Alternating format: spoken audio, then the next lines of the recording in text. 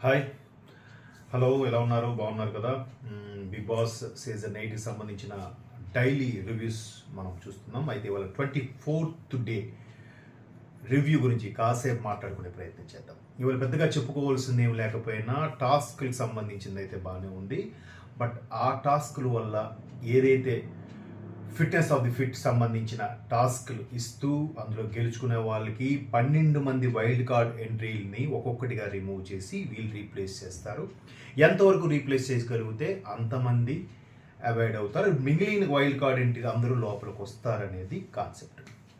So first game అని బాగా ఆడారు. నేను చెప్పాను కదా, నిన్నటి నుంచి ఎందుకో ప్రేరణ చాలా బాగా ఆడుతుంది, చాలా బాగా పెర్ఫామ్ చేస్తుంది, అందరు మనసును గెలుచుకునేలాగా బిహేవ్ చేస్తుంది.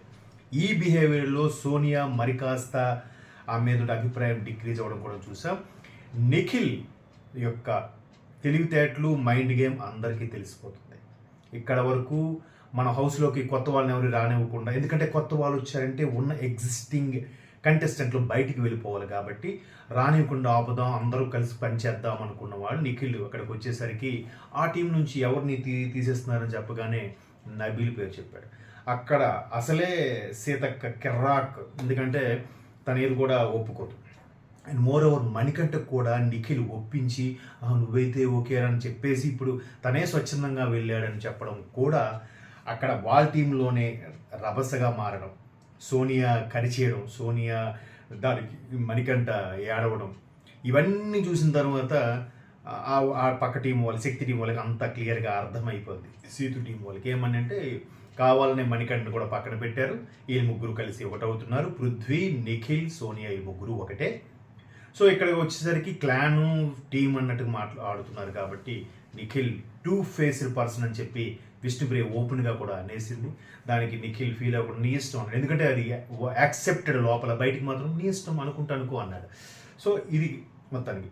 సో ఆ స్టేజ్ మీదకి వెళ్ళి డ్యాన్స్ వేసే మ్యూజిక్ వచ్చే వరకు కూడా రెండో రౌండ్ వచ్చేసరికి అక్కడ 5 seconds టైం ఇచ్చారు. అక్కడ కేవలం నిఖిల్, పృథ్వీ, ప్రేరణ ముగ్గురే వచ్చారు.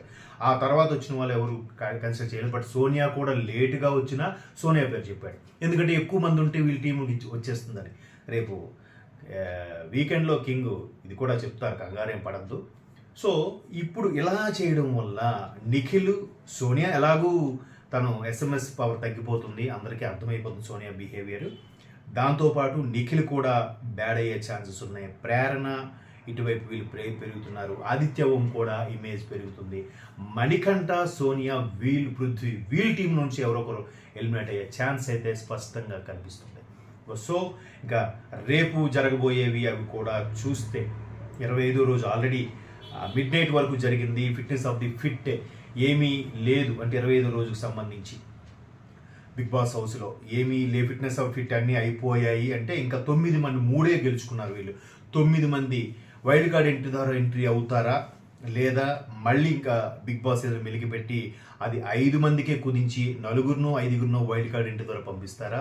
ఈ వైల్డ్ కార్డ్ ఎంట్రీలో కూడా కొత్త వాళ్ళకి అవకాశం ఇస్తారా లేదా పాత సీజన్లో ఎలిమినేట్ అయిపోయిన వాళ్ళే గెస్ట్గా వస్తారా అనేది సస్పెన్స్గా ఉంది. 50-50 ఛాన్సెస్ ఉన్నాయి. కొత్త వాళ్ళు గతంలో మనం కొన్ని పేర్లు చెప్పుకున్న వాళ్ళు వస్తే రావచ్చు, పాత వాళ్ళు అంటే పాత సీజన్లో పనిచేసిన వాళ్ళు కూడా కొంతమంది వస్తారని ఒక టాక్ అయితే నడుస్తుంది.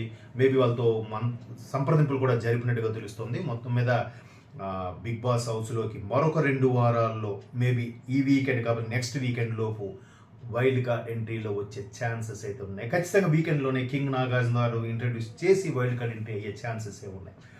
ఇవాళకి టాస్క్ పరంగా హుషారుగా నడిచింది. ఎక్కడ పెద్దగా ఏడుపులు పెడబులు లేనప్పటికీ ఒక్కొక్కరు బిహేవియర్ అనేది బయటకు వచ్చింది. సెపరేట్గా నిఖిల్, సీత మాట్లాడుకోవడం వల్ల కూడా సీతక్క ఖరాఖండిగా ముఖం మీద చెప్పడం వల్ల నిఖిల్ కాస్త డౌన్ అయ్యాడు. చూద్దాం 25వ రోజు ఎలా టాస్క్ ఫేస్ చేయబోతూ ఆడబోతున్నారో. ఈ అప్డేట్స్ అన్నీ కూడా నేను ఫ్రాంక్గా, ఫెయిర్గా చెప్పానని అనుకుంటున్నాను. మీకు నచ్చపోతే కింద కామెంట్స్ ద్వారా తెలియచేయండి, నచ్చితే ఎంకరేజ్ చేయండి, లేదు లోటుపాట్లు ఉంటే అవి కూడా మీకు తెలియజెప్పే ప్రయత్నం చేయండి. సబ్స్క్రైబ్ చేసుకోండి. చేసుకున్నాక ఇవన్నీ చెప్పడానికి కూడా మీకు ఈజీగా ఉంటుంది. అఫ్కోర్స్ లాగిన్ ఐడి ద్వారా కూడా మీరు కామెంట్స్ తెలియజేయచ్చు. ఏదైనా గుడ్ ఆర్ బ్యాడ్ తెలియజేయడం వల్ల సరిదిద్దుకోవడానికి ట్రై చేస్తాం. అంతవరకు మన ఛానల్ చూడండి, సబ్స్క్రైబ్ చేసుకోండి. బాయ్. ఓకే.